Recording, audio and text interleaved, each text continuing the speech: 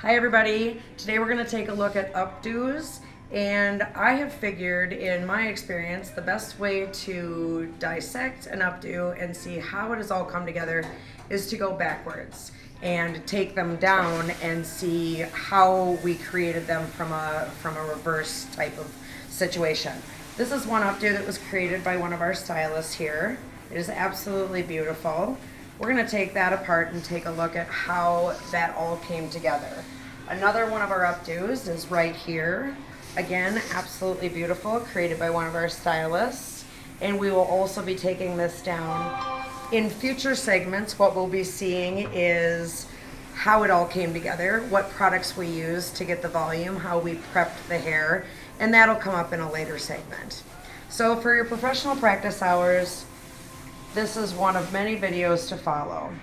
And I'm just going to start unpinning this so that we can see how it was constructed. As you can see, the first pins I took out was a braid, primarily from the front.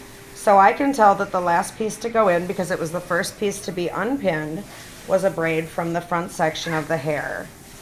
Here, if I take out this pin, I can see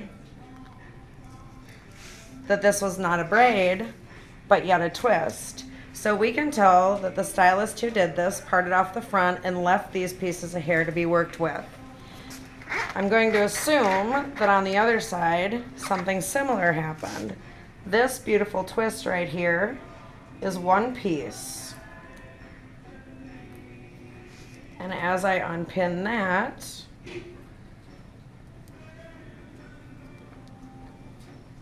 held together by not only bobby pins, but also hair pins. You'll find in the next video, when we're actually creating the updo, that hairpins can be a stylist's best friend. I think a lot of people don't know how to use them appropriately, and once we teach you that, you're going to be using them in every updo. So there we go. We've got another piece taken out. And again, by working backwards, we can see exactly how this beautiful creation came together. This stylist kept out all of this hair in the front so that there was something to manage and work with at the end. So again, by working backwards, we can see what happened first. This whole back section happened first. I'm going to unpin this. And this will show us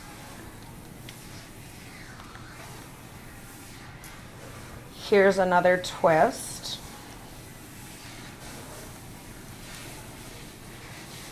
So this piece right here that's worked into there very well, which is good because we want stability and longevity out of every updo that we do. Most often when people are doing an updo, they're going to dance, they're going to be wearing it all night and not wanting it to fall apart. So I can see as I'm taking this apart, right here even is another piece of hair that was not involved in the original back structure of the updo. This whole piece of hair was left out so that there would be something to play with and create more movement. As you can see, the stylist twisted this and actually created somewhat of a additional texture to the updo by twisting it and pulling it apart. So she knew that she was going to create the volume in the back and wanted these other pieces to play with. Although it looks like it was all constructed from one whole back piece. And as we take it apart, we recognize that that's in fact not the case. And I think that that's what gets confusing about updos, is that people think that all of it has to be constructed in one setting, when in fact I have found the most beautiful updos come from being put together piece by piece. And you know what else is a really good tip about piece by piece? Is that if a client is unhappy with the looks of something, instead of having to remove and take down the entire updo, you only have to take down one piece. If the client was unhappy with this braid, then you can easily take down that one piece and turn it into a twist. If they felt like they loved the braid and wanted more braids incorporated, you could easily take down this one piece and incorporate a braid or two. So, same thing is happening on this side, where I thought, because I didn't watch this be put together, someone else has constructed this beautiful updo, where I thought this was all one back piece. It's not. It's actually broken up into different segments. Here is another front side hair that, again, if the client wanted more braids added instead of taking down the bolus of the updo, you've got more hair to work with. And as I take the back apart, so now we see that all of this that was put together beautifully is really all side front hair that we've taken down. Now we've got our cluster of hair back here. It'll be really interesting to see when we take this down how long this mannequin's hair is, because it sure looked like it was a full head of hair as we looked at it from the very beginning. So I'm removing the pins and hairpins, and we're really gonna see what happened here. And I'm gonna show you, because especially for stylists who are just beginning and haven't had that much experience with wedding hair or prom hair, we're gonna quickly put this back together and show you how you save time by doing an updo in segments or pieces. So here is all the magic right here. This mannequin doesn't have that long a hair, just like probably every average client that you do. So there it is, a top piece. All we've got is a ponytail. I'm not gonna take I will take the ponytail down. So there it is, every single bit of hair out, and this is how it was started. It looked complex, it looked beautiful, but as you can see by working in pieces, it's quite easy to construct. So now what we're gonna do is work the opposite direction. Instead of taking it down, we're gonna start from the beginning. And I don't even know how this updo was constructed, because I didn't, or in the beginning how it was put together, because I didn't do it. But now I can see very easily how the stylist managed it. She started with the mid center section of the back hair, doing a low ponytail down by the nape, and that allows to create volume up above with the other pieces, and also keep it low and constructed. So if you wanted this to look a little bit different and bring it a little higher, you can start with a ponytail up here. What I'm gonna do is really try to put it back together the same way that we pulled it apart. And remember, I'm pulling the side pieces out. This is really only the back. And we're gonna put our ponytail back in.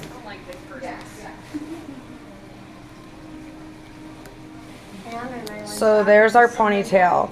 Now the difference is that, of course, this was hairsprayed and combed out. So generally in an updo you want a nice fresh curl, right? So all I'm gonna do is take and freshen up these curls. I wouldn't have to. You could take and just pin them so that they looked like a curl, and I can show you that as well. So here I have 3 pieces in my ponytail, 2 freshened up curls and 1 that looks pretty tired. So I'll get my pin, my bobby pin, and I'm just gonna pin around, because we need to make this look like there's volume down there. So I just pinned the curl that we refreshened, and here's one that I didn't freshen. I can still pin it and kind of spin it around so that I've got the smoothness of the hair exposed and not the frazzled ends, and pin that in there. And again, this just shows that if the client didn't like something about it, instead of pulling the whole thing apart, how you can go from there. So there is the ponytail that was split into three curls, simple, easy, you don't have to overthink it. And then if there's anything straggling, I don't get too worried about that. You just deal with that in the end. So here's one of the pieces that was left out. And again, this allows us room to play. I can split it in half. I can add a curl to it. I can just simply twist it, which is what I'm going to choose to do, since that's kind of the look that the stylist used to begin with. And I pull it apart because that's kind of the look right now, is not too overdone. Brides and prom gals and anybody looking for an updo is really looking for something that just looks like a step above what they did themselves. And then I like to work from side to side just to continue having some sort of symmetry to the look. And I'm going to do that. I'm going to twist it. And I know that I've got this top hair that's going to add. So I can just use this and pin in wherever I think that I see a hole or wherever I think that it's going to look good. So it's starting to come together. And here's another side piece. Well, let's take that, twist it, kind of pull it apart a little bit, just to give us some wave and volume. And we'll pin again. So now I've kind of got this going on, this look going on here, and I know I have all this hair left to work with.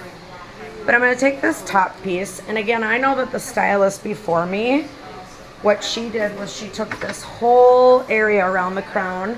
You can see that she kind of parted it in a triangle. What I'm going to do is, say maybe the client said, oh, I love everything about it, but I wish that there was a little bit more volume. No problem, because we've worked in segments. We can just pull down one segment, get some back combing in there, get some volume, and work that down. And now the client's going to be happy because we've added more volume. And again, right here, I don't have a curled nice end. So what I'm going to do is hide the frizz by rolling it around and making it look like it's a nice tight curl. And kind of pull this apart. Use this top piece that the other stylist already worked with, or if it's something that you're redoing for a client, it's the piece that you've already worked with. Kind of spreading that out. And again, turning that into a nice curl to be pinned. And I'm going to show you in the end of this updo how the hairpins are really going to help us out. So we've still got a nice look coming along. Then we work to the side. We still think, you know, how do we get so much volume when the client doesn't have that much hair? Here's how. We have several sections that we work with. So again, maybe this client wanted a little bit more volume. I can take down just that one section, add a little back combing, not even worrying about a fresh curl. Updos can be really easy, you guys. It's just putting pins and curls where you think they look pretty. And you have to remember that we went into the business to be artistic. And so sometimes I think when we get so busy trying to create the Pinterest look that they've brought for us, or the picture from the book, we lose our own artistic value. So even if a client brings you a photo, make sure that you're putting your own spin on it, because that's why they come to you, because they like your artistic value incorporated into their looks. So you can see here I have kind of an empty spot, so to speak. I know I've got this piece that's going to fit in here and use that space. So I'm going to utilize this hair for this space. Whoops, sorry. And again, just by taking a pin, smoothing through the hair, and pin your piece of hair, give it a couple twists. And I'm twisting around that pin So that starts to hold all that hair. I know I'm gonna pin this a little bit lower because I still have that fantastic braid that's gonna go in. And look at, I've used up all of that space with that one piece of hair. So now we've got the original braid that the stylist used. Let's make this a little bit different by pulling it apart. I'm just gonna switch sides here just so that I can get a better angle. And there's nothing like pancaking a braid. It just looks like there's so much more volume, so much more texture, and a lot of really good creativity put into the updo. So I'm just kind of pulling that out. This piece is gonna be awesome for showing you what a hairpin can do. Okay, so you can see we've kind of pulled that out. We've made it look a little bit airy, maybe not as tight as the last stylist had it. Maybe that's something your client has asked you to do. So here I have an area that just doesn't look good. I've pulled that out, it's sticking out funny. When I take a hairpin instead of a bobby pin, I have more direction and more ability to manipulate my updo. So I take and I pull the hair, where do I want it? And then you kind of weave it in and out and stick it in place. And we took care of that awkward spot. If you have anything else sticking out that might be awkward, get your hairpin, because that is gonna hold things into place without the strength of a bobby pin. So I didn't like that little hole that I saw. I get a hairpin and I pin it into place. So you can see that that's looking beautiful. If you pull away a little bit, can you see the whole thing there? Yeah, and we can either let these hang or we can pin them up. That's the freedom. Right now I kind of like them hanging. I think that that looks pretty neat. So now here we are on the other side. Same thing. We've got several pieces of hair to work with. I can utilize them together, or I can separate them. This piece originally was twisted and pulled out for texture. Let's say that the client said, gosh, I really like the braid you've got going on the other side. I wish I had more braids. Perfect. Now we don't have to take down the whole updo in order to make this happen. So what we're gonna do is braid this piece. Again, I like pulling them out and giving kind of a pancake look. You don't have to. Some people like tighter braids.